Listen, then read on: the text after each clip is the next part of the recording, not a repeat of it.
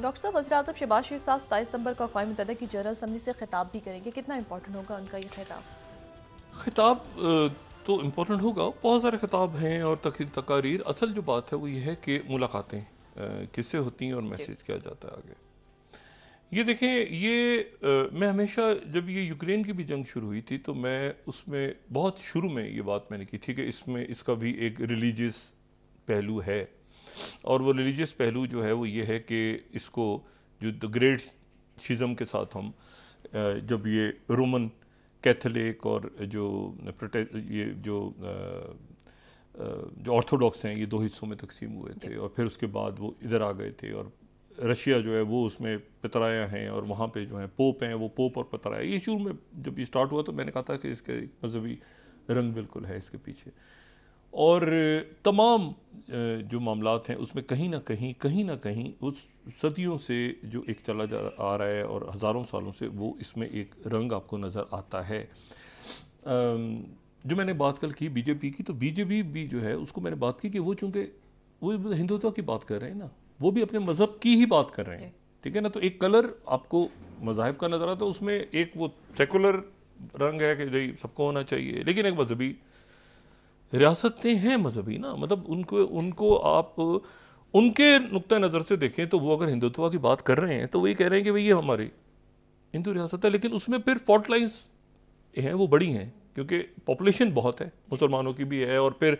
Christians, और ये चूँकि वेस्ट के साथ सारा सिलसिला वहाँ का बनता है तो वहाँ पर एक इशू खड़ा होता है कि यहाँ पे क्या हो रहा है, ठीक है, जिसके नतीजे में कभी एक ये इशू खड़ा होता है कि जी आप ये देखें ना कि जैसे ये कुकी लैंड वाला मामला था, तो उसके अंदर ये हुआ कि वो उधर से वाइट मैन आके यहाँ पर आना चाह रहा है, और पिछले 24 घंटों में ये सिक्योरिटी फोर्सेस ने इतला दी कि जी वो 900 कुकी मिलिटेंट जो हैं वो दाखिल हो गए म्यांमार से। अब वो कितनी खसाई है, कितनी खबर है, लेकिन 900 बहुत है, पोरस बॉर्डर है, और एक जाहिर है कि हज़ारों साल की हिस्ट्री है ना, उसको आप तब्दील कर सकते हैं ना आप कुछ कर सकते हैं, पोरस बॉर्डर्स है, हमारे बॉर्डर्स पे कितने इश्यूज खड़े हो जाते हैं। तो इशू ये है सारा कि वो अपने नुकते से, मतलब हम तुम्हारा काम है इसको पॉइंट आउट करना कि एक ये कलर भी है, एक कबाइल का कलर है, लेकिन एक मज़हब का कलर भी है इसमें यहाँ पे। और देखिए ना, जब उन्होंने क्रिश्चियन, वो भी तो क्रिश्चियन लैंड वाली बात हो रही है ना, वाइट लैंड कौन सा क्रिश्चियन लैंड, वो मितीज़ हैं या कुकीज़ हैं, या उसमें हम तो सिर्फ इस तरह ले रहे हैं ना कि वो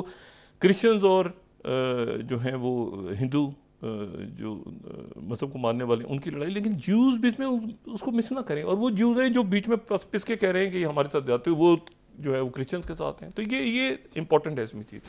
अच्छा, जिसने इसकी डिटेल लेनी हो ना, इस वेबसाइट पे चला जाए, शवेली इसराइल, ये 2002 में बनी थी इन कबाइल के लिए कि दुनिया भर में जितने कबाइल हैं, 4 स्लाइड हम दिखा सकें, जितने कबाइल हैं उन कबाइल को लाने के लिए, वापस लाने के लिए ये जो है ये एक वेबसाइट और एक तंजीम बनी हुई थी जो बड़ा एक्टिव रोल प्ले कर रही है। तो ये जो है ये बनी मनासी के लिए कि जो लोग वहाँ पे मौजूद हैं उनके लिए ये वेबसाइट जो है ये काम करती है, ठीक है। 2 इनके मणिपुर में और मिज़ोरम में 2 सेंटर्स हैं, वहाँ पे लैंग्वेज स्टडीज़ भी पढ़ाते हैं। तो मैं सिर्फ आपको ये कहना चाह रहा हूँ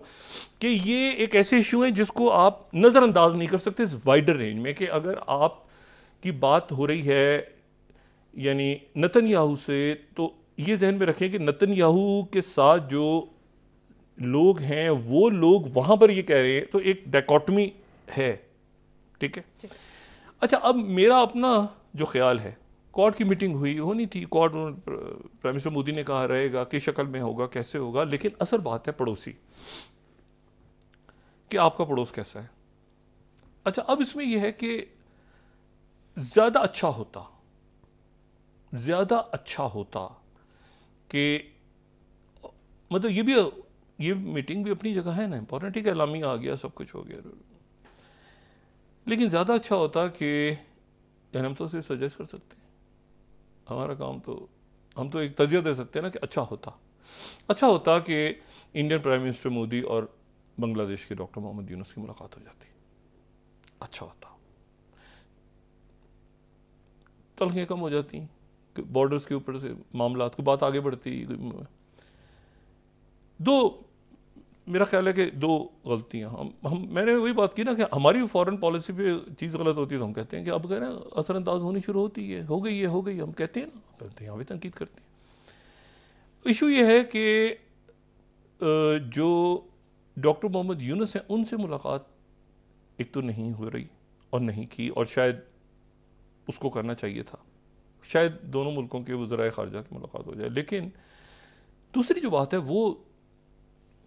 मुनासिब और नहीं है, और उसकी वजह यह है कि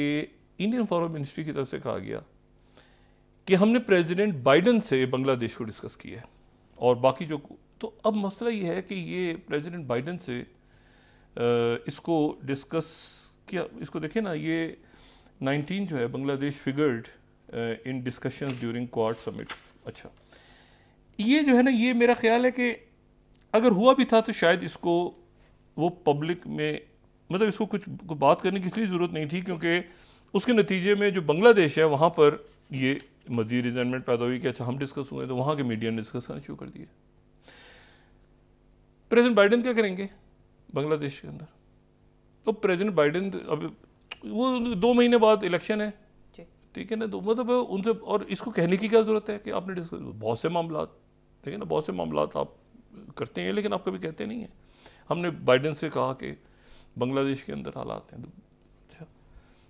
उसके बाद जो है दूसरी जो बात है वो ये, मेरे नज़दीक ये देखना है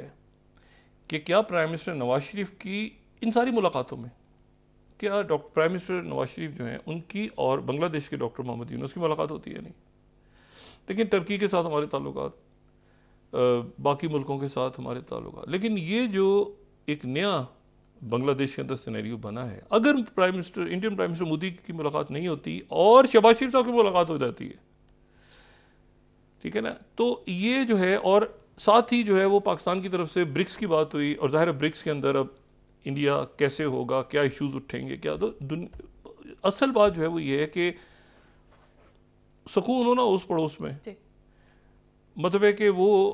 ये तो बिल्कुल ही अजीब सी बात है ना कि बाइडन से बात की बांग्लादेश की, तो भाई वो डॉक्टर यूनुस वहाँ घूमते फिर रहे हैं, वो उनकी मुलाकातें हो रही हैं सबसे, ये मेरे ख्याल से ज़रूरत इसकी नहीं थी, क्योंकि उसके नतीजे में, और देखें वो जो मुझे इसमें, मैं अपना एक व्यू रखता हूँ ये म्यांमार और सारी बातें, लेकिन असल बात ये है कि ये एक चीज़ जो बढ़ रही है ना, बढ़ती जा रही, तो खास जगह पे रोक लें इसको, रोक लेते कुछ अर्सा पहले, 2-3 साल हो गए इसको, और ये उससे भी बहुत पुराना इशू चल रहा है, लेकिन ये दोबारा जो खड़ा हुआ है, तो उसको वहाँ पर आप कहते हैं कि यार वो बंदे चेंज करो, 3-4 करो, बैठ के आपस में करते गए, इसी दौरान वो बांग्लादेश में चेंज आ गया। अब बात ये सारी कि इस पूरी पिक्चर में मैं तो यही समझता हूँ कि इसको पॉलिटिकली इसका रिजॉल्व उस वक्त करना चाहिए था जब हसीना वाजिद वहाँ थी, तो हसीना वाजिद के वक्त में वो भी कुछ, ये कैसे होता रहा, ये पकता रही, तो इशू हसीना वाजिद के वक्त में ही शुरू हो गया था, वो भी चले गई, वो भी मिसरीड उन्होंने किया, वो भी, अब एक सिनेरियो डेवलप हो रहा है, ये रीजन इंपॉर्टेंट हो गया। मैंने आपसे कहा कि ये जो कुछ हो रहा है, अब देखिए ना, पड़ोसी क्यों इंपॉर्टेंट है, देखिए ईरान जो है, ईरान कितना बड़ा बफर है पाकिस्तान और इराक के दरमियान। अब ईरान के बॉर्डर्स देखें जरा, ठीक है ना, ये अफगानिस्तान से जो कुछ हो रहा है पाकिस्तान के लिए यही एक बहुत बड़ा, अब ये पाकिस्तान बफर है इंडिया के लिए। आप सोचिए पाकिस्तान का बॉर्डर अगर ईरान के बॉर्डर उस तरफ इराक के साथ होता तो कितना बड़ा टर्मोइल होता, और आप तसव्वुर करें कि अफगानिस्तान का बॉर्डर जो है वो इंडिया के साथ होता तो क्या सूरत हाल होती। तो मैं जैसे भी कह रहा हूँ कि बाज़ मुल्कों के साथ ताल्लुकात रखना, क्योंकि वो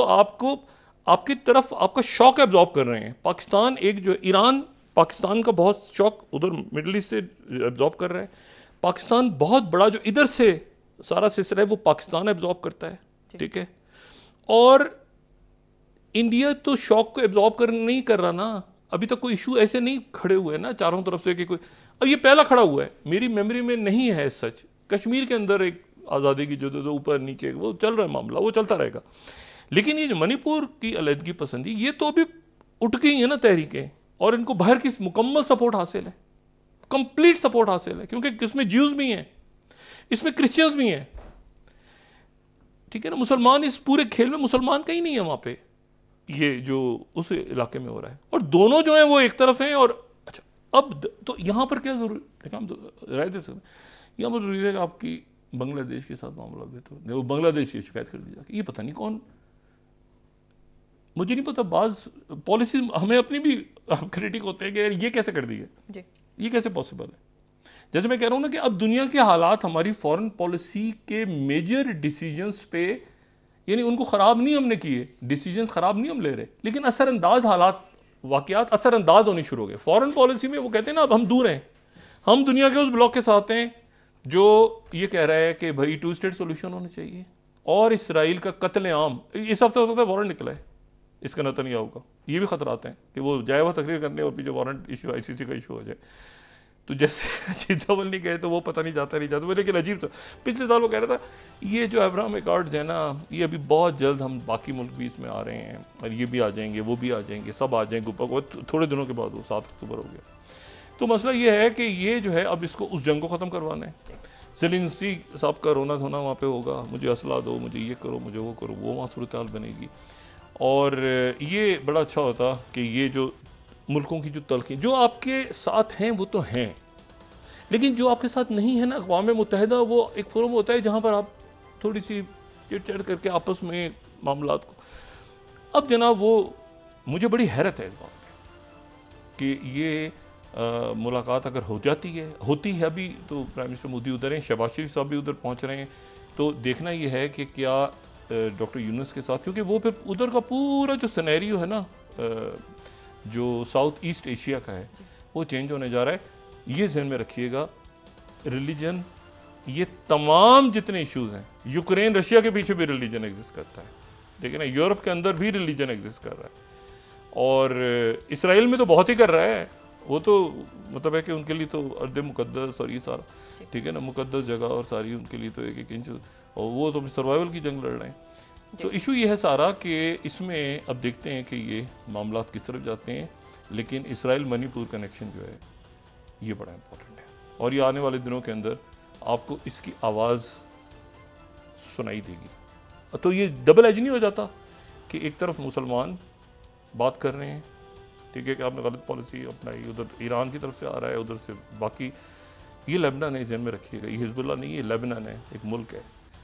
रशिया चाइना भी सब ने इसमें एंटर होना, ये हुतीज़ हैं, तो आप अलग। लेकिन बहरहाल फॉरेन पॉलिसी अपनी जगह। मैं सिर्फ ये कह रहा हूँ कि इसमें जो है वो खारजा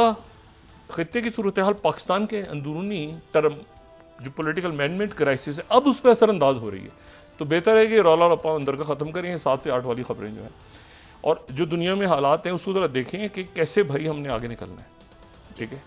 क्योंकि ये भी अब हमारे ऊपर आने वाले दिनों में हम बहुत ज़्यादा अदम इस्तेकाम उनको बर्दाश्त नहीं कर सकते।